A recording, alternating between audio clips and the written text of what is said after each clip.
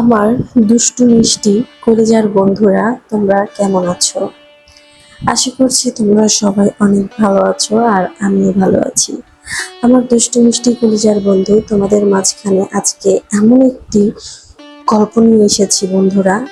টেইলার্সে জামা কাপড় বানাতে গিয়ে আমি কিভাবে দর্জিকে মজা দিলাম এবং টেইলার্সের দর্জিওয়ালা আমাকে কিভাবে মজা দিল, সেই গল্প আজকে তোমাদের সাথে করব। বন্ধুরা, গল্পটি শোনার আগে কিন্তু তোমরা অবশ্যই কানে হেডফোন লাগিয়ে নেবে এবং কাছে টিস্যু রাখবে, কারণ আমার এই গল্প শুনলে তোমাদের ফোঁটা ফোঁটা অনেক কিছু বের হতে পারে, তোমাদের দাঁড়িয়ে যেতে পারে। তো বন্ধুরা, চলো আমরা বেশি দেরি করব না, মূল ঘটনাতে চলে যাব। আমি আমার নানার বাড়িতে থেকে লেখাপড়া করি। আমার নানা খুবই বড় ব্যবসায়ী, তার টাকা পয়সা কোনো কিছুর অভাব ছিল না। আমি মা বাবার কাছে থাকি না, নানা নানির কাছেই থাকি, তারাই আমাকে মানুষ করে এবং লেখাপড়া করায়।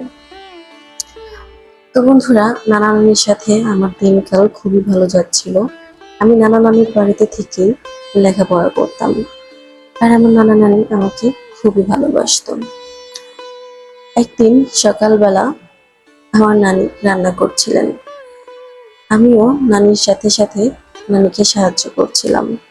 এক পর্যায়ে আমাদের রান্না বান্না শেষ হয়ে যায়। এর ভিতরেই নানা চলে আসে বাড়িতে। নানা আসার পরে আমি নানাকে বলছিলাম, নানা, আমার কিছু টাকা লাগবে।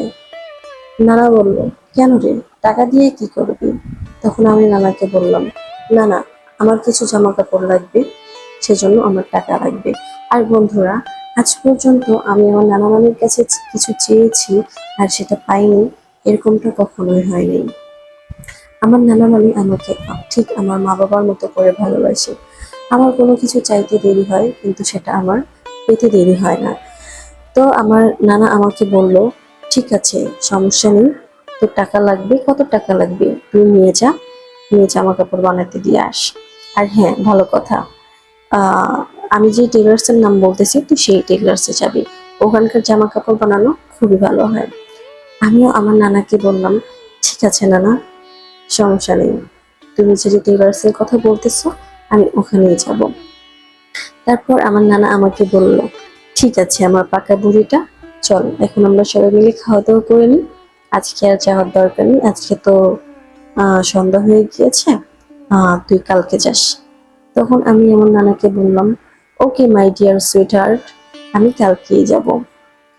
তারপর সবাই মিলে আমরা ঘরে চলে যাই এবং খাওয়া দাওয়া করে রাতে নানা নানির সাথে দুষ্টামি করতে করতে ঘুমিয়ে যাই। তো বন্ধুরা, পরের দিন সকালে আমি যখন ঘুম থেকে উঠলাম, দেখছিলাম যে আমার নানি সবার জন্য চা বানিয়েছে। আমিও ঘুম থেকে উঠে নানির হাতে এক কাপ গরম গরম দুধ চা খেলাম এবং নানাও খেলো, নানিও খেলো। তারপর আমি নানিকে বললাম, নানি, তাহলে আমি এখন যাই, আমি জামা কাপড় বানাইতে দিয়ে আসি। তখন আমার নানি আমাকে বলল, না, এখন যেতে পারবি না, রান্না বান্না করবো, খাওয়া দাওয়া করে তারপর। আমার নানি আমাকে অনেক ভালোবাসতো আর আমার অনেক যত্ন নিত। তো আমি নানিকে বললাম, আচ্ছা ঠিক আছে, তাহলে আমি একটু পরেই যাই। তারপর আমার নানি রান্না বান্না করলো আমার জন্য। তারপর আমি খাওয়া দাওয়া করলাম, খাওয়া দাওয়া করে আমি জামা কাপড় বানানোর জন্য চলে গেলাম। তো তারপর টেরাসে গিয়ে যখন আমি ঢুকলাম বন্ধুরা, কি বলবো তোমাদেরকে, টেরাসে যে ছেলেটি বসেছিল সে ছেলেটির বয়স বেশি না, 25 কি 26 বছর বয়স হবে, আর আমার বয়স মাত্র 19।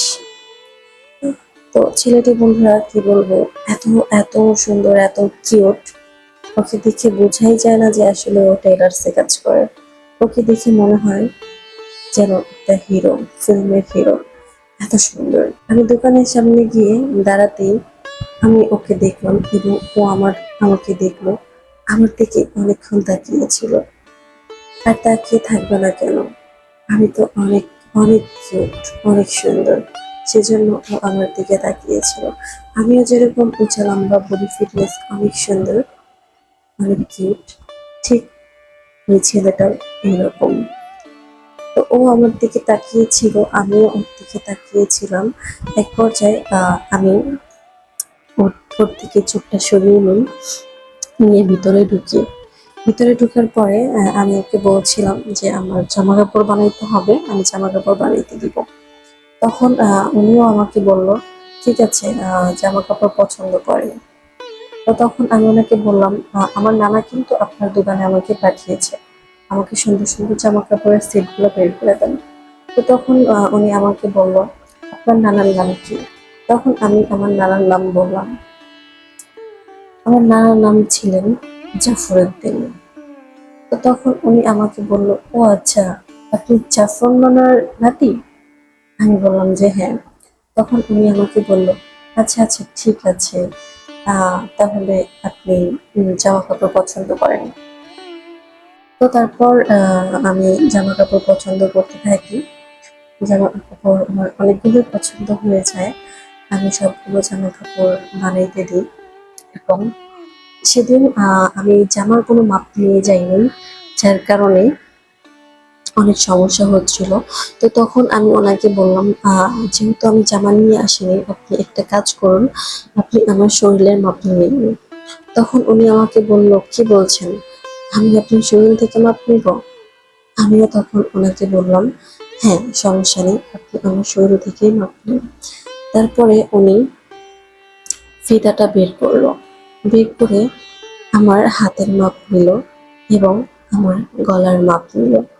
তারপর আস্তে আস্তে আমার বডির দিকে আসলো, আমার বুকের মাপ নিল। বন্ধুরা কি বলবো, যখন সে আমার বুকের মাপ নিতে এসছে, আমার বুকের সাথে তার হাতটা লেগে গেল। বন্ধুরা তোমাদেরকে কি বলবো, তখন আমার এত শান্তি লাগছিল, তোমাদেরকে বলে বোঝাতে পারবো না। আমার এমনটা মনে হচ্ছিল যাতে আমি তার সাথে একদম মিশে যাই, তাকে খুব কাছে টেনে নিই, এমনটা মনে হচ্ছিল। তো বন্ধুরা, আমার বুকের মাপ যখন নেওয়া হয়ে যায়, আমার বুকে থেকে সে হাত সরিয়ে নেয় এবং ফিতাটা নিয়ে আমার কোমরে রাখে। বন্ধুরা, তারপর আস্তে আস্তে আমার কোমরের মাপ নিতে থাকে।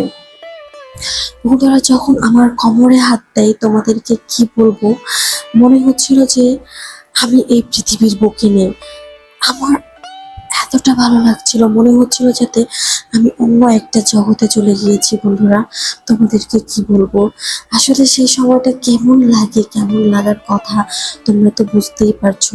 একটা ছেলে মানুষ যাকে একটা ছেলে মানুষ যে আমার শরীরে হাত দিয়েছে, আমার বুকে হাত দিল এবং আমার কোমরে হাত দিল। বন্ধুরা, ছেলে মানুষ বুকে কোমরে হাত দিলে কেমন লাগে সেটা তো তোমরা বুঝতে পারছো।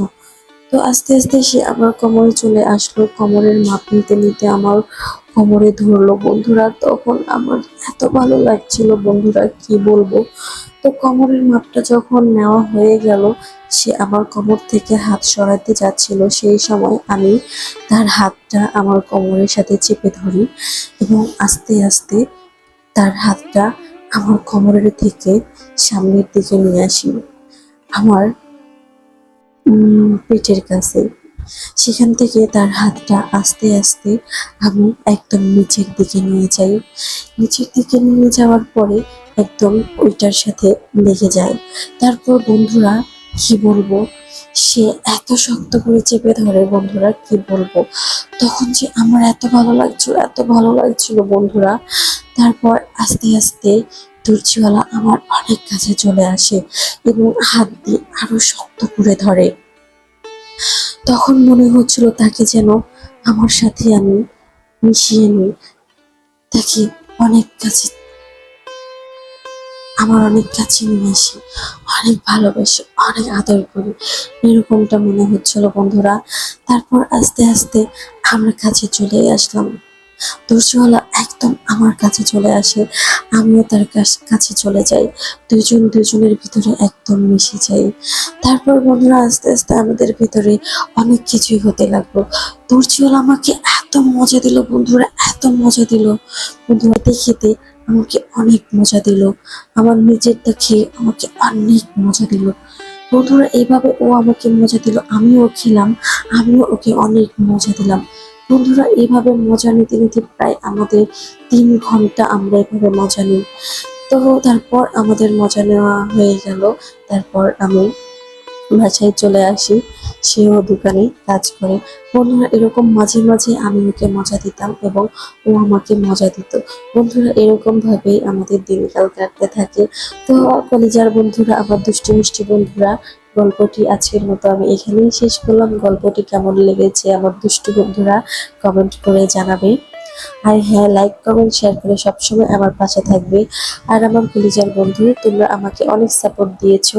আশা করবো তোমরা আমাকে সবসময় এরকমই সাপোর্ট করবে, তাহলে তোমাদেরকে আমি আরো ভালো ভালো গল্প দেব।